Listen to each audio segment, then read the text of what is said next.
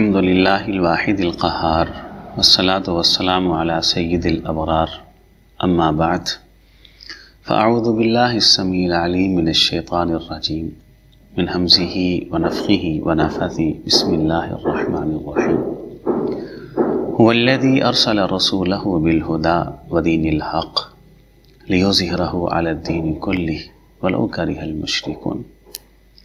کلام اللہ کے اندر، کتاب اللہ کے اندر اللہ تعالیٰ نے اپنے آخری نبی اور رسول جناب محمد الرسول اللہ صلی اللہ علیہ وسلم کی بعثت کا مرکزی مقصد بیان فرمایا۔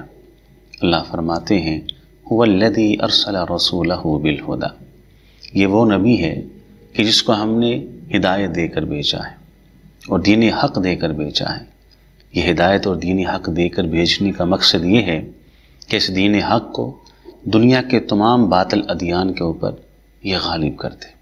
تو گویا کہ رسول اکرم صلی اللہ علیہ وسلم کی بعثت کا بنیادی مقصد اور مرکزی مقصد وہ یہی تھا کہ اسلام کو دنیا کے اوپر غالب کیا جائے۔ یہ غلبہ کیسے ہوگا؟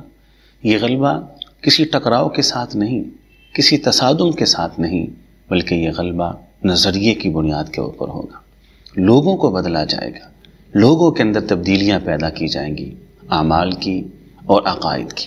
آپ دیکھیے اس کی عملی تصویر ہم کو ملتی ہے کہ نبی علیہ الصلوۃ والسلام نے دنیا کے کسی بھی انسان کے منہ کے اوپر ایک تماچا بھی نہیں مارا اور مدینہ طیبہ میں اسلامی ریاست کو قائم کر دیا تھا۔